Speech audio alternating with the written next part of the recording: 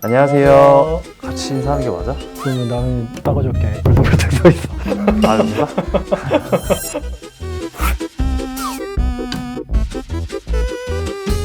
안녕하세요. 저는 엘레브위원회 이정우라고 합니다. 신년이 되면 모두 다이어트 생각하시죠? 그래서 다이어트와 관련된 이야기를 오늘 해볼까 합니다. 거기에 맞춰서 전문의 선생님 한 분을 모셨는데요. 닥터 프렌즈의 우창윤 선생님을 모셨습니다.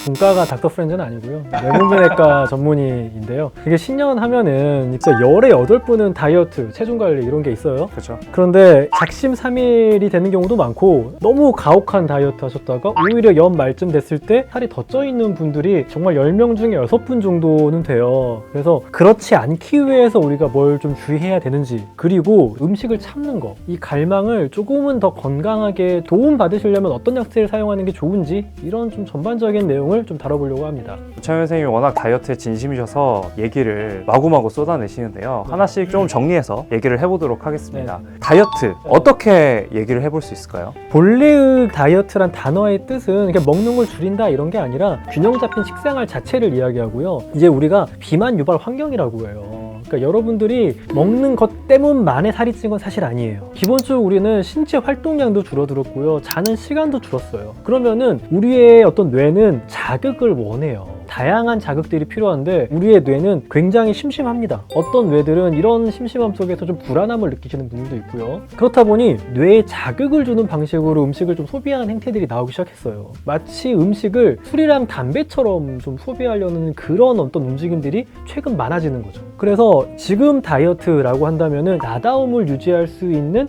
그런 어떤 중심을 잡아가는 게 제대로 된 다이어트가 아닐까라고 생각을 합니다. 사실 사람들의 목표는 나를 좀 더 건강하게 만들고 싶다라는 의지에서 나온다고 생각을 하거든요. 가장 쉽게 할 수 있는 방법이 뭐가 있을까요? 욕심내지 마세요. 이 욕심내지 말라는 게 뭐냐면요, 운동만을 가지고 내가 체중을 빼려고 한다거나 먹는 것만 가지고 체중을 빼려고 해요. 그런데 그것보다는 먹는 것과 신체 활동하는 것과 수면하는 것을 이거 가지고 돼? 라고 생각할 만큼 작은 변화들을 여러 요소들에서 주시는 거예요. 내가 한 30분 좀 더 자보는 거예요. 그리고 그냥 하루에 1000보, 2000보 한 20분, 30분 더 걷는 거거든요. 하루에 한두 번 산책해 보는 거예요. 그리고 먹는 것도 내가 먹는 것들 중에 탄산음료를 좀 줄이고 이것 대신에 물을 마시겠다. 확실한 대체식품이 있는 거죠. 이런 식으로 너무나 배고프지만 이거 버텨야지 이런 것보다는 견딜 만한 변화들을 동시에 주기 시작하는 것. 그러면서 이 선순환의 고리를 돌리는 거예요. 활동량이 늘어나고 수면이 늘어나면요, 전두엽의 기능이 좋아지고요, 편도체가 좀 안정이 되면서 충동성이 떨어져요. 그러면은 자기도 모르게 간식 같은 거에 손이 가던 것도 횟수가 확률적으로 줄어드는 거예요. 그러면은 나는 이거를 참는다라는 인식이 없게 조금씩 적게 먹게 돼요. 그래서 내가 기본적으로는 나의 의지를 적게 쓰는 방향으로 세팅하는 게 제일 좋아요. 근데 물론 그 중에서도 이미 음식 중독이라든지 포만감을 좀 느끼기 어려울 정도로 식욕 조절 중추가 교란이 되신 분들도 있어요. 이런 분들은 적절한 약재의 사용이 중간 과정을 견뎌내는데 도움이 되죠.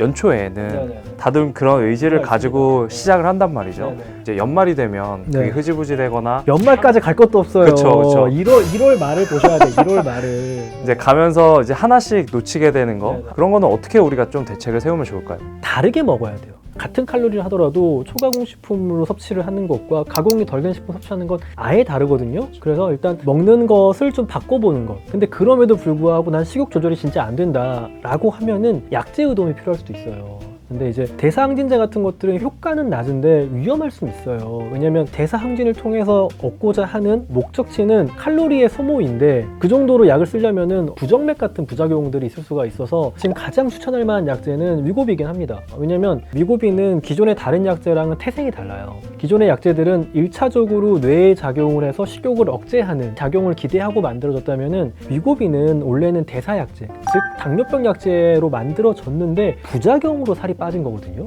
그래서 약재의 기본적인 목적 자체는 당뇨병 환자분들을 좀 더 오래 살기 위해서 만들어진 약이고, 실제로 당뇨병이 있으신 분들도 GLP-1 제제를 적절하게 사용을 하면 수명이 늘어나요.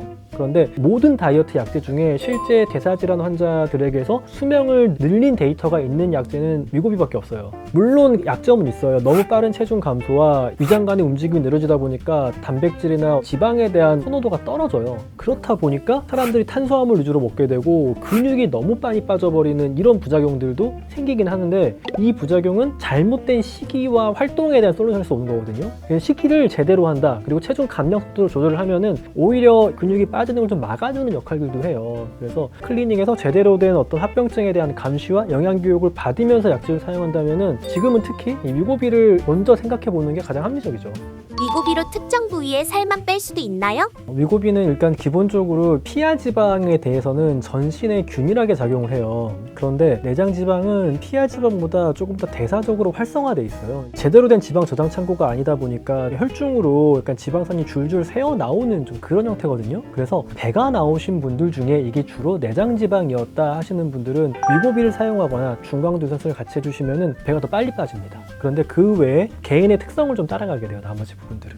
그래서 저희가 상담을 할 때 다이어트 약제, 특히 위고비나 이런 거 쓰시는 분들에 한해서 본인이 조금 더 특정 부위를 빼고 싶으신 분들 같은 경우에는 거기에 맞추어서 시술을 권유드리기도 하고, 또 반복적으로 다이어트와 함께 이 시술을 하게 되는 경우에 특정 부위에 더 집중적으로 살이 빠질 수 있게 도와드리고 있기 때문에 그런 것들도 함께 고려해 보시는 것도 좋을 것 같습니다. 평소에 계속 정 선생님과 함께 얘기를 많이 했었는데요. 그러다 보니 이렇게 유튜브 자리까지 마련하게 됐습니다. 오늘 와주셔서 너무 감사하고요. 네, 앞으로도 계속 교류하면서 더 좋은 다이어트 프로그램으로 찾아뵙도록 하겠습니다. 감사합니다.